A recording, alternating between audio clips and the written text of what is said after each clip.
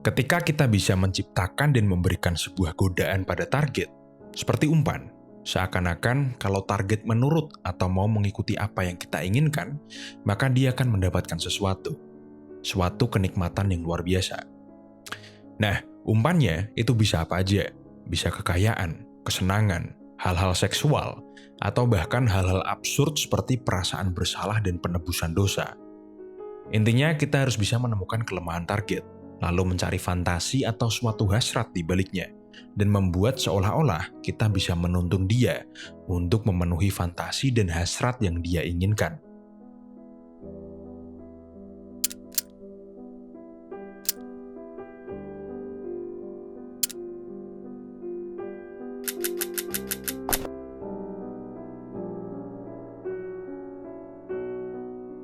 Jadi, kita harus memberi target rasa penasaran yang luar biasa, sehingga rasa penasaran ini bisa menutupi keraguan, kecurigaan, dan ketakutan, sehingga mereka mau melakukan apa yang kita mau.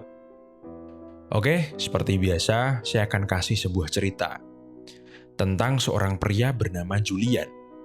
Julian ini, selain ganteng dan kaya, dia ini juga seorang playboy dan manipulator. Korban dari Julian ini udah banyak banget.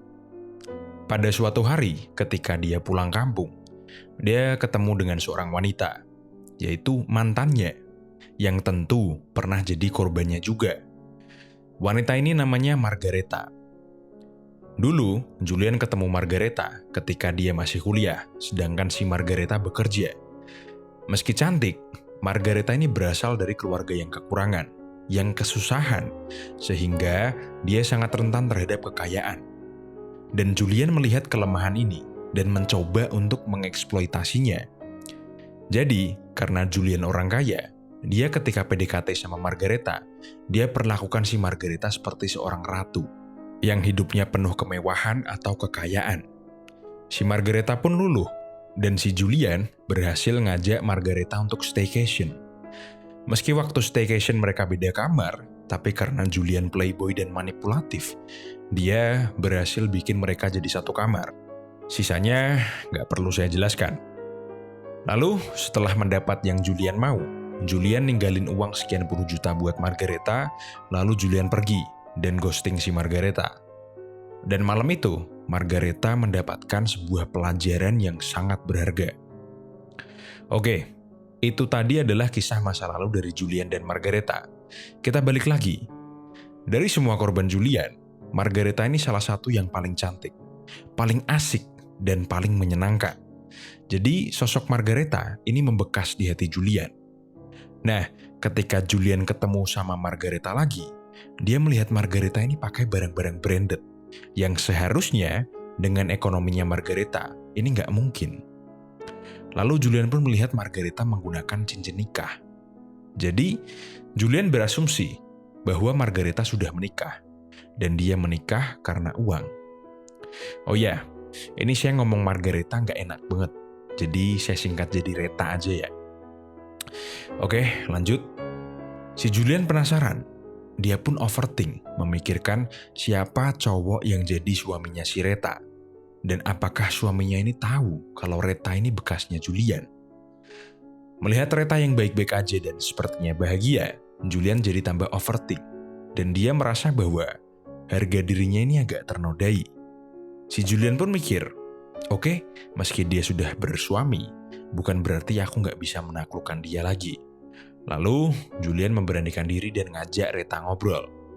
Dari obrolan mereka, Julian mendapatkan informasi bahwa Reta menikah dengan Pak Joko, seorang pengusaha yang sangat kaya raya. Dia pun dapat alamat rumahnya Reta yang sekarang. Singkat cerita, Julian WA si Reta terus, tapi nggak dibalas sama Reta. Akhirnya, dia pun memutuskan untuk datang ke alamat rumahnya Reta. Dan ketika dia lihat rumah itu, rumahnya tuh gede banget, kayak rumah orang-orang kaya lah. Sampai di depan rumah itu, si Julian telepon. Dan meski si Reta nggak mau keluar rumah, tapi mereka janjian buat ketemu di suatu tempat. Di hari janjian, si Julian ini udah bikin banyak plan tentang gimana caranya menaklukkan si Reta. Tapi ketika Reta datang dengan cantik, anggun, dan outfit mewahnya, si Julian jadi nafsu dan kehilangan rasionalitasnya. sehingga rencana-rencananya tadi malah gak jalan. Semakin dia ngelihat si Reta, semakin Julian berpikir bahwa Reta ini gak boleh jadi milik siapapun. Reta hanya punyaku seorang. Tapi ketika ngobrol, Reta ini dingin dan cuek banget. Lalu Reta pun ngomong bahwa dia gak mau ketemu sama Julian lagi, dan dia pulang. Setelah itu, berhari-hari Julian WA si Reta, tapi gak pernah dibales. Setiap hari, dia overthink. Siapa sih Pak Joko ini suaminya Reta? Apakah dia lebih ganteng dari Julian? Apakah dia ini? Apakah dia itu? Pokoknya overthink, sampai dia susah tidur. Dan meski gak pernah dibales, si Julian masih tetap WA si Reta. Hingga akhirnya, si Reta membalas. Tapi balasannya ini maki-maki. Si Reta misuh-misuh, dan ngomong bahwa Julian cuma sange aja, dan juga dia playboy. Dan dia mau sama Reta lagi, hanya karena Reta sudah bersuami. Tapi Julian menjelaskan bahwa dia kali ini sudah berubah, dan dia benar-benar cinta sama Reta.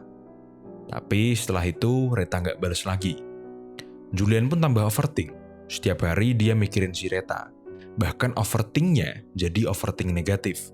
Dia takut bahwa dia nggak tertarik sama wanita lain selain Reta, dan akhirnya hidup sendiri sampai tua. Bahkan dia sampai kepikiran buat bunuh Pak Joko. Hingga akhirnya masa cutinya habis, dan dia harus kembali bekerja. Dia pun WA si Reta. Dia mau pamit. Tapi tanpa diduga-duga, Reta balas WA-nya. Dia bilang dia mau ketemu Julian, dan nyuruh Julian ke rumah besok. Julian pun luluh, dan besoknya Julian datang ke rumah gede tadi. Dia tanya ke satpamnya, apakah Margareta ada? Tapi si satpamnya bingung. Lalu Julian bilang, panggilannya Reta Pak. Dan Pak Satpam bilang gini, oh Mbak Reta Mas, salah rumah ini Mas, rumahnya Mbak Reta ada di sebelah itu loh. Lalu Julian pun ke sebelah, dan ternyata sebelah ini cuma rumah kontrakan kecil, kontrakan orang miskin lah. Tapi si Julian tetap ngetok pintu rumah itu dan ternyata bener, si Reta keluar. Dan dia disuruh masuk dan dia duduk di ruang tamu. Dan bener, ketika dia masuk, rumahnya ini sederhana banget dan gak ngeliatin rumah orang kaya. Si Julian pun bingung. Reta pun akhirnya menjelaskan bahwa setelah Julian meninggalkan Reta dan ngeghosting si Reta, butuh beberapa bulan untuk Reta menyadari bahwa dia itu korban dari seorang playboy. Tapi meski sadar bahwa dia korban, Reta juga sadar bahwa dia sudah jatuh cinta dan masih cinta sama Julian. Akhirnya, uang sekian puluh juta yang Julian kasih ke Reta gunakan untuk makeover, untuk beli barang-barang branded, untuk beli skincare, sehingga Reta kelihatan lebih cantik. Lalu setiap hari Reta nge-stalking Julian, hingga dia dapat kabar bahwa Julian pulang kampung. Setelah itu, Reta menjalankan rencananya. Reta pengen balas dendam. Dia pun setiap hari datang ke tempat makan favoritnya Julian. Dandan, pakai pakaian mewah, dan bahkan pakai cincin kawin. Gunanya adalah untuk menciptakan sebuah ilusi kepada Julian bahwa Reta sudah tidak bisa dia miliki. Reta tahu otak-otak playboy dan manipulatif seperti Julian ini yang selalu bisa mendapatkan target-targetnya akan semakin menggebu-gebu ketika menemukan target yang tidak bisa dimiliki. Julian setelah mendengar pengakuan dari Reta, dia maafin Reta, tetap kekeh dan bahkan menawarkan untuk menikahi Reta. Tapi di luar dugaannya, Reta menolak ajakan menikah si Julian karena Reta tahu nanti setelah menikah, setelah Julian memiliki Reta, Julian pasti akan segera berpaling hati dan selingkuh. Gimana ceritanya? Ngeri kan? Cewek normal seperti Reta ketika menjadi korban dari playboy dan manipulator, malah akhirnya dia jadi manipulator juga dan mempermainkan orang yang dulu memanipulasinya. Oke, jadi pelajaran yang bisa kita ambil, kita ibaratkan Reta ini seperti apel. Kita bisa makan apel kapan aja. Karena apa? Karena apel murah. Di Superindo sekilo nggak nyampe 100.000. Dan karena kita pasti pernah makan apel, kita nggak begitu penasaran lagi sama rasanya. Jadi, si Reta merubah dirinya seakan-akan dia buah kuldi, buah terlarang. Kenapa terlarang? Karena tadi, si Reta menciptakan ilusi bahwa dia sudah menikah, dan dia sudah jadi buahnya orang lain, sudah jadi istrinya orang lain. Dan itulah yang jadi kelemahan Julian, seorang playboy yang selalu mengincar perawan, karena perawan kan susah diambil ya. untuk mengambilnya pun sulit dan penuh tantangan.